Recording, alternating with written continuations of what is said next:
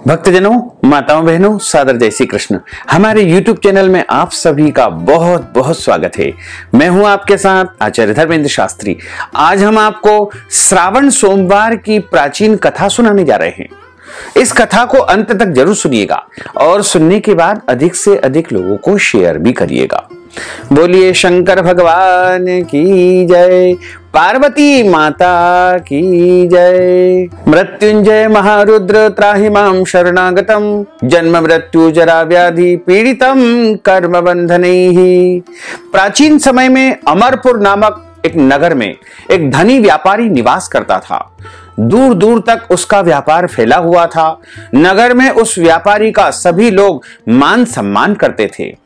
इतना सब कुछ होने पर भी वह व्यापारी अंतर मन से बहुत दुखी और उदास रहता था, क्योंकि उस व्यापारी का कोई पुत्र नहीं था, उसके यहां कोई संतान नहीं थी। दिन रात उसे एक ही चिंता सताती रहती थी कि उसकी मृत्यु के बाद इतने बड़े व्यापार और धन संपत्ति को कौन संभालेगा।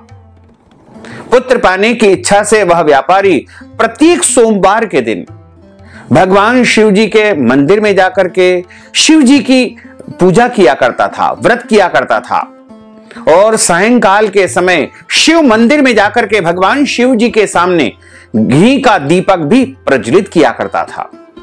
उस व्यापारी की श्रद्धा, भक्ति और विश्वास को देख करके एक दिन माता पार्वती जी ने भगवान देवाधिदेव महादेव से प्रश्न किया, हे प्राणनाथ, यह व्यापारी आपका सच्चा भक्त है। कितने दिनों से यह व्यापारी सोमवार का व्रत और पूजा नियमित रूप से कर रहा है। भगवान इस व्यापारी की मनोकामना आप जरूर पूर्ण करें। भगवान शिव ने मुस्कुराते हुए कहा कि हे देवी पार्वती, इस संसार में सबको उसके कर्म के अनुसार फल की प्राप्ति होती है। प्राणी जैसा कर्म करते हैं उन्हें वैसा ही फल प्राप्त होता है। तो इसका जब उचित समय आएगा तब इसे भी फल मिलेगा। इसके बावजूद पार्वती जी नहीं मानी। उन्होंने भगवान से आग्रह करते हुए कहा कि नहीं प्राणनाथ, आपको इस व्यापारी की इच्छा पूर्ण करनी ही पड़ेगी। यह आपका अनन्य भक्त है, प्रति सोमवार आपका विधिवत व्रत रखता है और पूजा अर्चना के बाद आपको भोग लगा करके एक समय भोजन ग्रहण करता है। आपको इसे पुत्र प्राप्ति का वरदान देना ही होगा। माता पार्वती जी का इतना आग्रह सुन करके भगवान शिव ने कहा कि तुम्हारे आग्रह पर मैं इस व्यापारी को पुत्र प्राप्ति का वरदान देता हूं, लेकिन इसका पुत्र 16 वर्ष से अधिक जीवित नहीं रहेगा। उसी रात भगवान शिव ने स्वप्न में उस व्यापारी को दर्शन देकर उसे पुत्र प्राप्ति का वरदान दिया और उसके पुत्र के 16 वर्ष तक जीवित रहने की बात भी उसे स्वप्न में भगवान ने बता दी। भगवान के वरदान से व्यापारी को खुशी तो हुई, लेकिन पुत्र की अल्पायु की चिंता ने उसे बहुत दुखी कर दिया। व्यापारी पहले की तरह सोमवार का विधिवत व्रत करता रहा, पूजन करता रहा। कुछ महीनों पश्चात उसके घर में अति सुंदर पुत्र उत्पन्न हुआ। पुत्र जन्म से व्यापारी के घर में खुशियां भर गई, परंतु धूमधाम से पुत्र जन्म का समारोह मनाया गया और बहुत खुशियां मनाई गई, क्योंकि बहुत दिनों के बाद उसके यहां पुत्र की प्राप्ति हुई थी। व्यापारी को पुत्र जन्म की अधिक खुशी नहीं थी, क्योंकि उसे पता था कि उसके पुत्र की अल्पायु है। यह रहस्य घर में किसी और को पता नहीं था। विद्वान ब्राह्मणों ने उस पुत्र का नाम अमर रखा। जब अमर 12 वर्ष की आयु को प्राप्त हो गया तो उसे विद्या अध्ययन के लिए, शिक्षा प्राप्ति के लिए वाराणसी भेजने का निश्चय हुआ।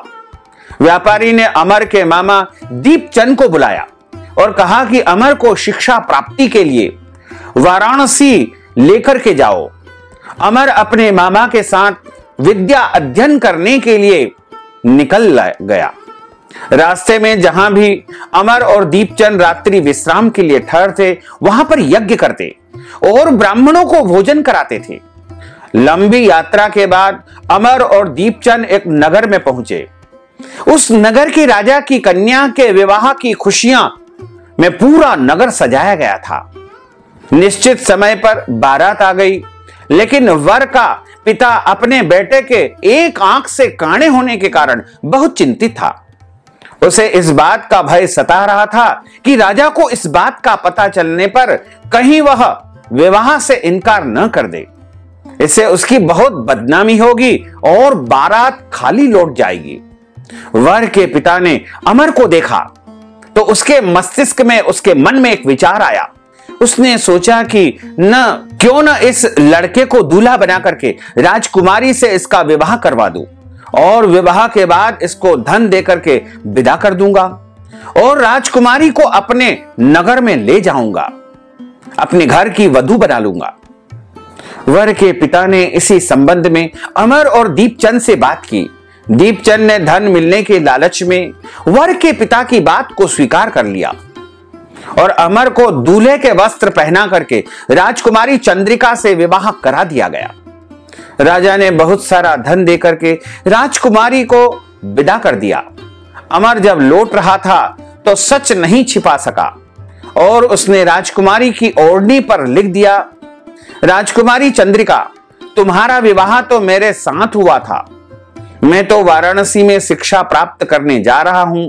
अब तुम्हें जिस नवयुवक की पत्नी बनना पड़ेगा वह एक आंख से काना है। जब राजकुमारी ने अपनी ओढ़नी पर लिखा हुआ पढ़ा तो उसने काने लड़के के साथ जाने से इनकार कर दिया, मना कर दिया।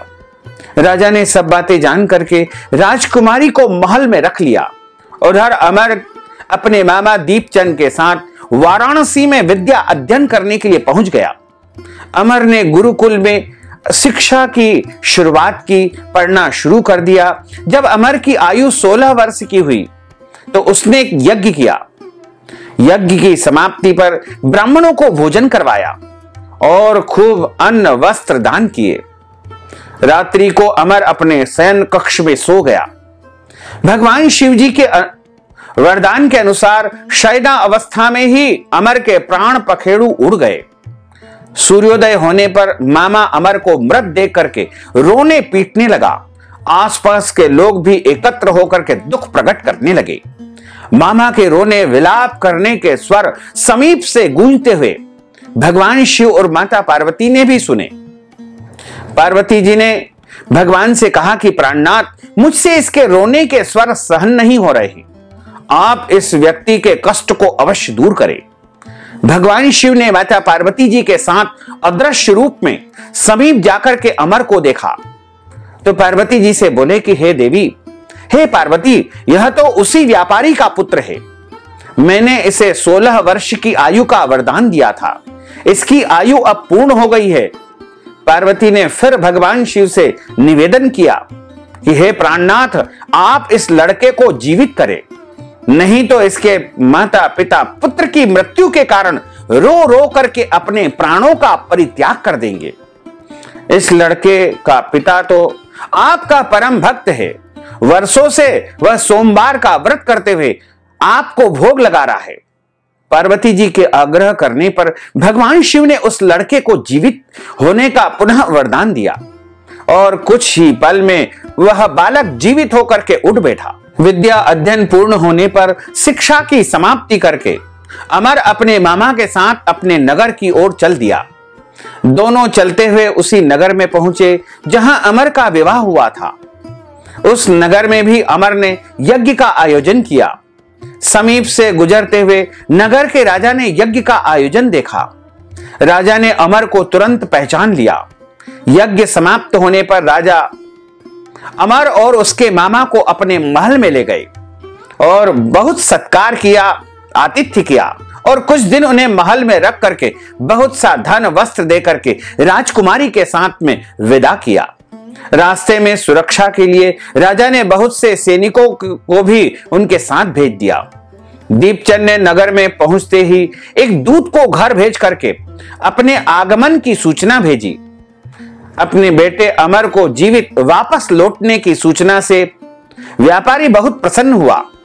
व्यापारी ने अपनी पत्नी के साथ स्वयं को एक कमरे में बंद करके रखा हुआ था। भूखे प्यासे रह करके व्यापारी और उसकी पत्नी बेटे की प्रतीक्षा कर रहे थे। उन्होंने प्रतीक्षा करते करते यह भी प्रतिज्ञा ली थी कि यदि उन्हें अपने बेटे की मृत्यु का समाचार मिलेगा तो वे दोनों भी अपने प्राणों का परित्याग कर देंगे। व्यापारी अपनी पत्नी और मित्रों के साथ नगर के द्वार पर पहुंच गया। अपने बेटे के विवाह का समाचार सुनकर के, आगमन का समाचार सुनकर के, पुत्र वधू राजकुमारी चंद्रिका को देख करके उसकी खुशी का ठिकाना न रहा। उसी रात भगवान शिव जी ने व्यापारी के स्वप्न में आकर के कहा कि हे श्रेष्ठी भक्तजन, मैंने तेरे सोमवार के व्रत करने और व्रत कथा सुनने से प्रसन्न होकर के तेरे पुत्र को लंबी आयु प्रदान की है। व्यापारी बहुत प्रसन्न हुआ। सोमवार का व्रत करने से व्यापारी के घर में खुशियां लौट आई। शास्त्रों में लिखा हुआ है कि जो स्त्री पुरुष श्रावण सोमवार का विधिवत व्रत करते हैं और इस व्रत कथा को सुनते हैं, उनके जीवन की सभी इच्छाएं, मनोकामनाएं अवश्य ही पूर्ण हो जाती है। बोलिए शंकर भगवान की जय। अब हम आपको स्कंद पुराण में जो श्रावण सोमवार का महात्म्य बताया गया है उसकी कथा सुनाने जा रहे हैं। सनत कुमार बोले कि हे भगवान, मैंने रविवार का हर्षकारक महात्म्य आपके मुख से सुना है। अब आप श्रावण मास में आने वाले सोमवार का महात्म्य मुझे बताइए। देवाधिदेव महादेव ईश्वर बोले कि हे सनत कुमार, सूर्य मेरा नेत्र है, उसका महात्म्य इतना श्रेष्ठ है तो फिर वो उमा सहित सोम मेरे नाम वाले उस सोमवार का कहना ही क्या है। उसका जो महात्म्य मेरे लिए वर्णन के योग्य है उसे मैं आपसे कहता हूं। सोम चंद्रमा का नाम है और यह ब्राह्मणों का राजा है। यज्ञों का साधन भी सोम है। उस सोम के नाम के कारणों को आप सावधान होकर मुझसे सुनिए, क्योंकि यह वार मेरा है, मेरा स्वयं का स्वरूप है, अतः इसे सोम कहा गया है। इसलिए यह समस्त राज्य का प्रदाता तथा श्रेष्ठ है। व्रत करने वाले को यह संपूर्ण राज्य का फल देने वाला है। हे विप्र, उसकी विधि सुनिए। मैं आपको विस्तार पूर्वक बता रहा हूं। हालांकि कलयुग में इस विधि का पालन करना और इस प्रकार व्रत रखना थोड़ा कठिन होगा, लेकिन इस महात्म को सुनने पर भी मनुष्यों को 16 सोमवार या सावन सोमवार या सोमवार व्रत का पूरा पुण्य मिल पाएगा। 12 महीनों में सोमवार व्रत अत्यंत श्रेष्ठ है। उन मासों में यदि सोमवार व्रत करने में असमर्थ हो तो श्रावण मास के सोमवार का व्रत प्रत्येक मनुष्य को अवश्य करना चाहिए। इस माह में इस व्रत को करके मनुष्य वर्ष भर के किए गए व्रत का फल प्राप्त होता है। श्रावण में या कृष्ण पक्ष में या शुक्ल पक्ष में, दोनों ही पक्ष में सोमवार का व्रत जरूर करना चाहिए। जो प्रथम सोमवार आए उस दिन विधिवत संकल्प करे, मैं विधिवत इस व्रत को करूंगा या करूंगी। शिव जी, हे देवाधिदेव महादेव, आप मुझ पर प्रसन्न हो। इस प्रकार जितने भी सोमवार श्रावण के महीने में आए उनका व्रत अवश्य करना चाहिए। प्रातः काल में संकल्प करे और सुबह और शाम दोनों समय भगवान की पूजा करे। शिवलिंग का पूजन अर्चन करे। 16 उपचारों से 16 प्रकारों से भगवान की पूजा करे। एकाग्र चित्त हो करके और दिव्य कथा का श्रवण करे। हे सनत कुमार, इस सोमवार की कहे जाने वाली विधि को अब मुझसे कहिए। श्रावण मास के प्रथम सोमवार को इस श्रेष्ठ व्रत को प्रारंभ करें। मनुष्य को चाहिए कि अच्छी प्रकार से सर्वप्रथम प्रातःकालीन वेला में ब्रह्म मुहूर्त में स्नान करके पवित्र होकर के श्वेत वस्त्र धारण करके काम क्रोध अहंकार द्वेष निंदा आदि का परित्याग करते हुए मालती मल्लिका आदि सफेद पुष्पों को एकत्रित करके लाए। इसके अतिरिक्त अन्य विविध प्रकार के अनेकों प्रकार के पुष्पों से तथा अभिष्ट पूजनोपचारों के द्वारा ओम त्र्यंबकम जजामहे सुगंधिम पुष्टिवर्धनम उर्वारुकमेव बंधनान् मृत्योर्मुक्षीयमामृतात्, इस मूल मंत्र से भगवान देवाधिदेव महादेव के शिवलिंग की पूजा अर्चना करें।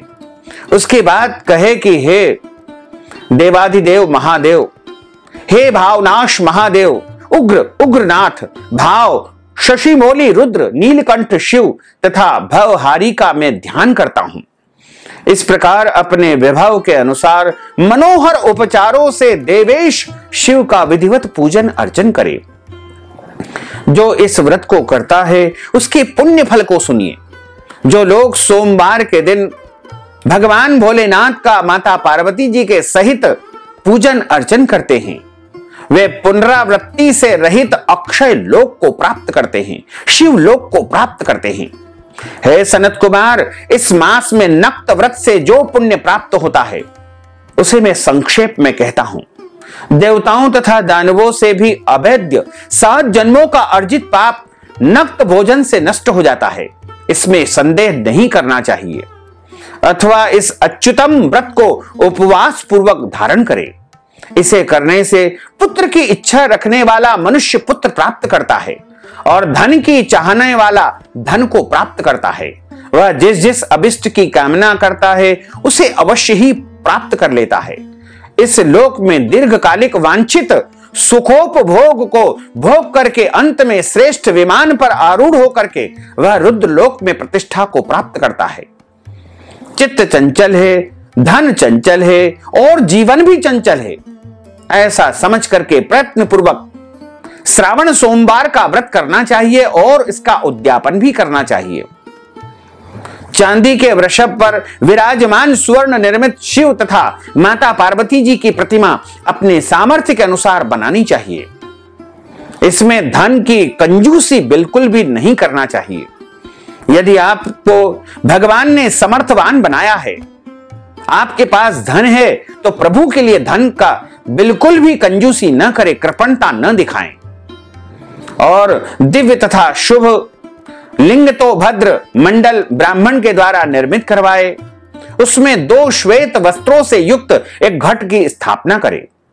घट के ऊपर तांबे अथवा बांस का बना हुआ पात्र रखे और उसके ऊपर उमा सहित शिव जी की स्थापना करे। उसके बाद श्रुति स्मृति तथा पुराणों में कहे गए मंत्रों से या पंचाक्षर मंत्र ओम नमः शिवाय से भगवान की पूजा करे। पुष्पों का मंडप बनाए तथा उसके ऊपर सुंदर चंदोबा लगाए। उसमें गीतों तथा बाजों की मधुर ध्वनि के साथ रात्रि में जागरण करे। उसके बाद बुद्धिमान मनुष्य अपने ग्रह्य सूत्र में निर्दिष्ट विधान के अनुसार अग्नि की स्थापना करे और फिर शव आदि 11 श्रेष्ठ नामों से पलाश की समिधाओं से 108 आहुति प्रदान करे। यव, व्रीहि, तिल आदि की आहुति, ओम नमः शिवाय या फिर आप्यायस्व इत्यादि जो मंत्र होते हैं, इन मंत्रों और बिलपत्र की आहुति महामृत्युंजय मंत्र से प्रदान करें या फिर पंचाक्षर मंत्र से आहुति प्रदान करें। इसके बाद विद्वान ब्राह्मणों के निर्देशन में सृष्टिकृत हवन करके पूर्णाहुति दे करके आचार्य का पूजन करे। उसके बाद उन्हें गौदान देवे और 11 श्रेष्ठ ब्राह्मणों को भोजन करवाएं। उन्हें वंश पात्र सहित 11 घट का दान करें। इसके बाद पूजित देवता को तथा देवताओं को अर्पित सभी सामग्री आचार्य को दान दे और उसके बाद प्रार्थना करे कि मेरा यह व्रत परिपूर्ण हो। हे भोलेनाथ, हे शिवजी, मुझ पर प्रसन्न हो। इसके बाद बंधुओं के सहित हर्ष पूर्वक पूरे परिवार के साथ स्वयं भोजन करे। इसी विधान से जो मनुष्य व्रत करता है और उसका उद्यापन करता है, वह जिस जिस अभिलाषित वस्तु की कामना करता है उसे निश्चय ही वह प्राप्त कर लेता है। इसमें कोई संदेह नहीं है और अंत में शिव लोक को प्राप्त होकर के उस लोक में पूजित होता है। भगवान कहते हैं कि हे सनत कुमार, सर्वप्रथम भगवान श्री कृष्ण ने इस मंगलकारी सोमवार व्रत को किया था। श्रेष्ठ आस्तिक तथा धर्मपरायण राजाओं भी और अनेक राजाओं ने भी इस व्रत को किया था। जो इस व्रत का नित्य श्रवण करता है या सोमवार के दिन इसको सुनता है, वह व्रत करने के संपूर्ण पुण्य फल को अवश्य ही प्राप्त कर लेता है। यदि आप व्रत कर पाते हैं तो अति उत्तम है और नहीं भी कर पाते हैं तो इस कथा का यदि आप श्रवण करेंगे तो निश्चित तौर से आपको श्रावण सोमवार व्रत का संपूर्ण पुण्य प्राप्त हो पाएगा। श्री स्कंद पुराण अंतर्गत ईश्वर सनत कुमार संवाद श्रावण मास महात्म्यम सदा शिवार्पणमस्तु। बोलिए शंकर भगवान की जय। अच्युतम केशवम राम नारायणम कृष्ण दामोदरम वासुदेवम हरे श्रीधरम माधवम गोपिका वल्लभम श्री जानकी नायकम रामचंद्रम भजे जानकी मनोहरम सर्वलोक नायकम श्री शंकरादि सेवितम पुण्य नाम कीर्तनम श्री राम राम राम राम राम नाम तायकम रामा कृष्ण वासुदेवा भक्ति मुक्तिदायकम रामा कृष्ण वासुदेवा भक्ति मुक्तिदायकम रामा कृष्ण वासुदेवा भक्ति मुक्तिदायकम रामा कृष्ण वासुदेवा भक्ति मुक्तिदायकम।